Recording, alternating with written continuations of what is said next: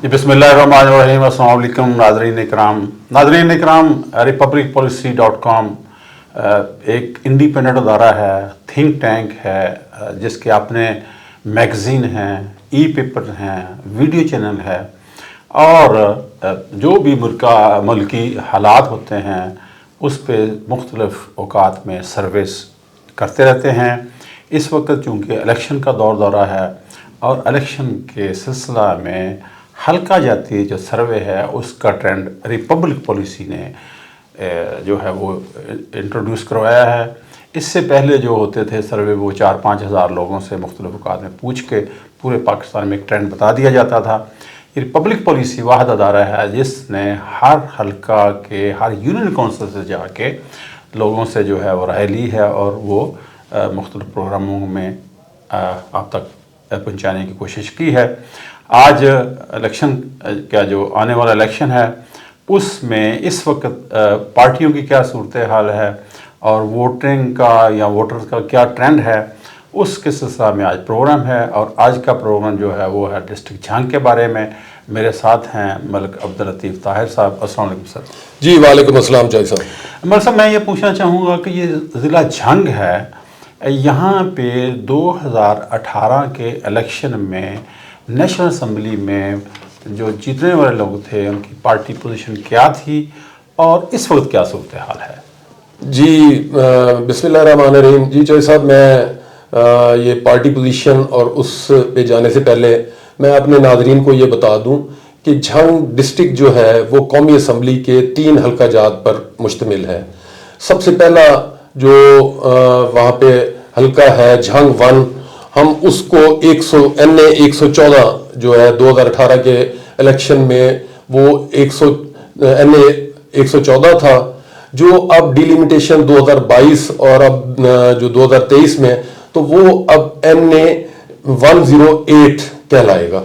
अब ये मैं साथ में ये भी बता दूं कि वो किन इलाका जात पर मुश्तमिल है। तो ये झांग की तहसील 18 हज़ारी, कोट ईसा शाह, कादरपुर और मसन, शाहजीना, ये उन इलाका जात पर ये मुश्तमिल है। दूसरे नंबर पे झांग 2 जो है ये NA 115 था पहले और अब ये NA 109 कहलाता है। और इसमें झांग सिटी है और इसके साथ मुल्का मलवाना मोड़, हवेली बहादुर शाह और इसके मुल्का इलाका जात इसमें शामिल है। इसी तरह झांग 3 जो है वो इससे पहले उसका नंबर NA 115 था जो अब NA 110 कहलाता है। NA 116 था अब NA 110 कहलाता है। ये तहसील शोरकोट और तहसील अहमदपुर सयाल, गढ़ महाराजा उन इलाका जात पर मुश्तमिल है। अब अगर आ जाए 2018 के जो इलेक्शन के रिजल्ट्स हैं जो है 2018 में, उसके मुताबिक NA 114 से साहबजादा मोहम्मद महबूब सुल्तान PTI के प्लेटफॉर्म से 1,06,000 से ज्यादा वोट लेकर MNA मुंतखब हुए थे, जबकि रनर अप में मखदूम सैयद फैसल सालेह थे पीपल्स पार्टी के प्लेटफॉर्म से। ये 1,05,400 से ज्यादा वोट लेके रनर अप थे, जबकि तीसरे नंबर पे यहाँ पे इंडिपेंडेंट थी अलीशा इफ्तिखार बलोच साहबा। इन्होंने कोई 65,000 से ज्यादा वोट हासिल किए थे। ये इलाका जो है इसमें आप कह लें कि सयाल बिरादरी भी है, बलोच भी है, भट्टी भी है, चेला भी, सयालों की मुख्तलिफ कास्ट जो है वो यहाँ पे रिहाइश पजीर है। अब जब झांग 2 के नतायज पे आते हैं 2018 के, तो वहां पे PTI के प्लेटफॉर्म से गुलाम बीबी भरवाना ने 91,000 से ज्यादा वोट लेकर MNA मुंतखब हुई थी, जबकि दूसरे नंबर पे इंडिपेंडेंट आजाद उम्मीदवार थे मोहम्मद अहमद साहब, उन्होंने 68,000 से ज्यादा वोट हासिल किए थे। जबकि तीसरे नंबर पे शेख वकास अकरम साहब थे, उन्होंने 60,000 से ज्यादा वोट हासिल किए थे। जबकि चौथे नंबर पे यहाँ पे इंडिपेंडेंट कैंडिडेट सैयदा सुगरा इमाम साहबा थी, उन्होंने 21,000 से ज्यादा वोट हासिल किए थे। ये علاقہ جو ایریا ہے، چونکہ جھنگ شہر میں شیخ برادری بھی، انصاری برادری بھی اور ملکہ علاقہ جات میں کاشتکار جو ہے حضرات ہیں وہ رہائش پذیر ہیں۔ جب ہم آگے جھنگ 3 میں جاتے ہیں جو NA 116 اور اب اس وقت NA 110 کہلاتا ہے، وہاں سے پی ٹی آئی کے پلیٹ فارم سے صاحبزادہ امیر سلطان صاحب 90,600 سے زائد ووٹ لے کر MNA منتخب ہوئے تھے، جبکہ دوسرے نمبر پہ انڈیپینڈنٹ امیدوار تھے محمد آصف معاویہ جنہوں نے 70,800 سے زائد ووٹ حاصل کیے تھے، اور تیسرے نمبر پہ بھی انڈیپینڈنٹ امیر عباس سیال صاحب تھے جنہوں نے 54,000 سے زائد ووٹ حاصل کیے تھے، اور چوتھے نمبر پہ بھی انڈیپینڈنٹ کینڈیڈیٹ تھی سائمہ اختر بھروانہ صاحبہ، انہوں نے 48,000 سے زائد ووٹ حاصل کیے تھے۔ اب میں جو آپ کا پہلا سوال ہے کہ جی پاپولر ووٹ اور ٹریڈیشنل ووٹ کے اعتبار سے، تو جھنگ میں جو اس وقت تک کے جو ہمارے سروے نتائج ریزلٹس ہیں، تو یہ ضلع جو ہے اس میں 50% پاپولر ووٹ ہے اور 50% ٹریڈیشنل ووٹ ہے۔ پاپولر ووٹ میں واضح کر دوں کہ یہ ہم 18 برس سے لے کے 35 برس تک کے جو ووٹرز ہیں جن کو ہم یوتھ میں ینگ میں شامل کرتے ہیں، ان سے وہ انٹریکشن کالجز، یونیورسٹیز اور پلے گراؤنڈز ان سے رابطہ کر کے ورچولی بھی اور آن لائن بھی، اور اسی طرح جو ورکنگ کلاس ہے وہ میل ہو فیمیل ہو جو اس عمر کے ایج کی لمٹ بریکٹ میں فال کرتے ہیں، ان سے رائے لے کے، اور ساتھ جو کاروباری علاقہ جات ہیں جہاں پہ دکاندار تاجر، ان سے رائے لے کے، تو پھر ہم نے یہاں پہ جو پاپولر ووٹ ہے وہ 50% نتائج سامنے ہے اور روایتی ووٹ جو ہے وہ 50% ہے۔ اب آگے پاپولر ووٹس میں سے جو پارٹی کی پوزیشن ہے جو اس وقت تک کے ریزلٹ سامنے آئے ہیں، ان کے مطابق جو پی ٹی آئی ہے وہ پاپولر ووٹ میں سے 54% لوگ اس کے ساتھ وابستگی ظاہر کر رہے ہیں، اور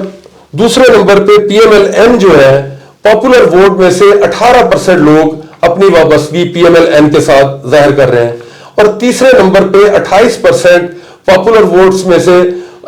ادرس جماعتیں ہیں جن میں ٹی ایل پی بھی ہے، جماعت اسلامی بھی ہے، پیپلز پارٹی بھی ہے، باقی وہ اس میں شامل ہیں۔ تو اس طریقے سے ہم یہ پاپولر ووٹس کو اور ٹریڈیشنل ووٹس کو کیٹیگرائز کرتے ہیں۔ مقصد میں یہ پوچھنا چاہوں گا کہ جھنگ میں 2 بڑے جو ہیں گدیاں ہیں، جو بڑے، ایک شاہ جیونا والے اور دوسرا سلطان جو ہے سلطان باہو والے، لیکن ایک تیسرا وہاں پہ ایک اور بڑا گروپ ہے جو اس وقت راہ حق پارٹی سے جو منسلک ہیں۔ تو میں یہ پوچھنا چاہوں گا کیا ان کا یہ جو ہے ان کا کوئی اثر ہو سکتا ہے الیکشن پہ؟ جی جیسا بالکل آپ نے صحیح فرمایا کہ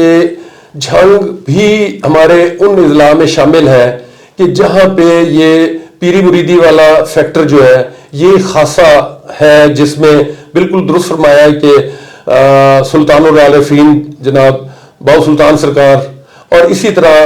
شاہ جیونا، یہ دونوں گدیاں جو ہیں جہاں پہ جو گدی نشین ہیں، ان کا اثر ہے پیری مریدی کا، اور وہ فیکٹر جو روایتی ووٹ جو ٹریڈیشنل ووٹس ہیں اس میں اس کے طور پہ یہ ظاہر ہوتا ہے، اور وہ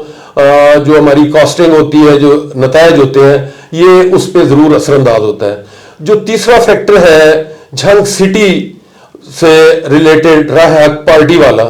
وہ فیکٹر بھی اپنی جگہ پہ موجود ہے، اور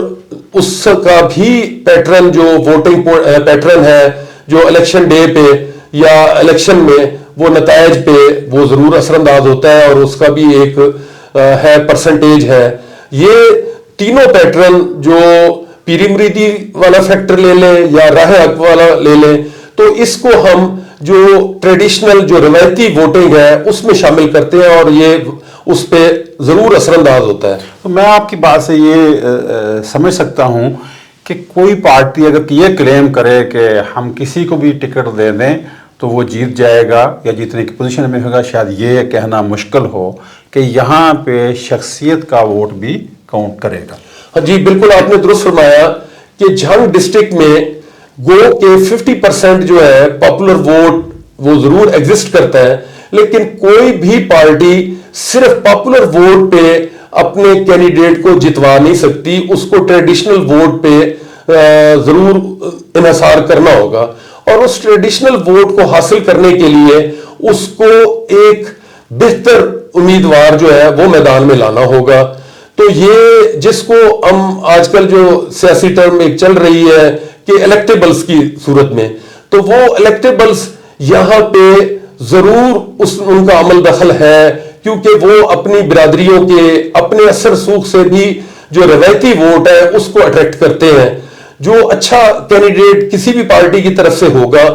وہ اس ٹریڈیشنل ووٹ کو، اپنی برادری، اپنے اثر رسوخ کے ووٹ کو، اور ساتھ میں پارٹی کا جو پاپولر ووٹ ہے اس کو اٹریکٹ کرے گا تو وہ الیکشن جیت سکتا ہے۔ یہ جنگ میں یہ چیزیں ضرور مد نظر رکھی جائیں گی تو تب ہی بہتر نتائج وہ سامنے آئیں گے۔ مطلب ایک میرا آخری سوال بڑا ٹپیکل ہوئے گا، میں چاہوں گا کہ آپ اس کا جواب دیں کہ اب اس وقت پی ٹی آئی کا چیئرمین عمران خان صاحب نہیں ہیں، ایک نیا چیئرمین آ گیا ہے اور جس کا تعلق جو ہے وہ کے پی کے سے ہے، اور وہ جو ہے بائی پروفیشن وکیل ہیں۔ اس تبدیلی سے پی ٹی آئی جو ہے اس پہ کوئی فرق پڑے گا؟ جی چوہے صاحب، یہ آپ کا بہت اچھا سوال ہے، لیکن میں اگر معذرت سے یہ کہوں کہ یہ اٹس ٹو ارلی، ابھی اس کو ہم اس فیکٹر پہ ڈیٹیل میں نہیں جانا چاہتے، اور ابھی اس کے کیا نتائج ہوں گے یہ ڈیپینڈ کرتا ہے کہ پارٹیاں جب اپنے امیدواران نامزد کرتے ہیں، یہ نام یا جو چہرے کہہ لیں کہ اب یہ سارے لوگ جانتے ہیں پاکستان میں، پنجاب میں، ہر جگہ پہ کہ Tehreek Insaf P T I وہ عمران خان ہی ہے، آگے وہ گوہر بیرسٹر ہوں یا کوئی بھی ہو تو اس سے یہ چیز میٹر نہیں کرتی۔ یہ بات آپ کے سامنے ہے کہ پی ایم ایل این جو ہے وہ میاں نواز شریف صاحب کے ساتھ ہی ہے، بے شک وہ ان کے پاس پارٹی کا عہدہ ہو یا نہ ہو، اب بھی جو پی ایم ایل این کا ووٹ ہے وہ نواز شریف صاحب کی ہی وجہ سے ووٹ ہے، وہ پی ایم ایل این میں جو باقی لیڈرز ہیں ان کا ووٹ نہیں ہے۔ تو پی ٹی آئی میں بھی جو ابھی تک جو بھی ووٹ، جو بھی پاپولر سپورٹ جو بھی پبلک میں ہے وہ عمران خان کے نام پہ ہی ہے، آگے جو مرضی نام دے دیں اس سے فرق نہیں پڑے گا۔ میں یہاں پہ ایک بات اور یہ کلیئر کر دوں کہ جو پارٹیاں الیکشن میں اپنے امیدوار نامزد کریں گی، امیدوار دیں گی، تو یہ جو پاپولر ووٹ یا جو جس کو کلیم کرتے ہیں کہ پارٹی کا ووٹ ہے، اگر پارٹی ٹکٹ ہی ایسے بندے کو دے دیتی ہے کہ جو سیاسی یا آج کل اصطلاح میں لوٹا تو عام استعمال ہوتا ہے، لیکن میں ان کو ٹرن کوٹس کہوں گا کہ یہ میں اس کو غیر پارلیمانی لفظ سمجھتا ہوں۔ آپ نے وہ پیٹرن دیکھا ہوگا کہ جب 2022 میں پنجاب میں ضمنی الیکشن ہوئے تو جو ٹرن کوٹس تھے پی ٹی آئی سے جو پی ایم ایل این میں، پی ایم ایل این نے ان کو ٹکٹس دیے، تو پی ایم ایل این کا ان کانسٹیچوئنسیز میں جو اپنا ووٹ بھی تھا تو وہ ان لوگوں کو نہیں گیا، اور جو پی ٹی آئی نے ان کے مقابلے میں نئے چہرے متعارف کروائے تھے وہ سب جیت گئے۔ تو میں اس حوالے سے کہ یہ جو پارٹی کے کینڈیڈیٹس ان پہ بہت ڈیپینڈ کیا جائے گا کہ وہ کس قسم کے چہرے سامنے لاتے ہیں، کہ وہ الیکشن کمپین میں اور الیکشن میں پارٹی کے لیڈر، پارٹی کے منشور کو وہ کس طرح آگے ووٹرز تک کنوے کرتے ہیں، ان تک پہنچاتے ہیں، اور کیا وہ کینڈیڈیٹس جو ہیں، امیدواران جو ہیں، وہ پارٹی منشور پر خود بھی پورے اترتے ہیں یا نہیں، اور کیا وہ پارٹی کی قیادت کے جو بتائے گئے ان کے اصول یا چیزیں ہیں، کیا وہ خود ان کو اچھا سمجھتے پورا کرتے بھی ہیں یا نہیں ہے۔ تو یہ ساری چیزیں it's too early to give any opinion. تو اب بھی تو یہ جو ہم ڈیلیمیٹیشن 2022 کے جو سروے ہے جو نومبر 2023 میں کروایا گیا، اس کے سامنے جو گراؤنڈ پہ جو چیزیں ہیں ہم وہ اپنے ناظرین تک رکھ رہے ہیں۔ تو جیسے ہی الیکشن شیڈول اناؤنس ہوگا امیدواران سامنے آ جائیں گے, پارٹی پوزیشن سامنے آ جائے گی, برادری کا جو سلسلہ ہے وہ سارا بھی سامنے آ جائے گا. تو تمام فیکٹرز کو پھر ڈسکس کر کے تو ہم بہتر پوزیشن میں ہوں گے, بہتر رائے دے سکیں گے, بہتر اپنا تجزیہ پیش کر سکیں گے. جی ملک صاحب بہت بہت شکریہ. جی thank you very much G.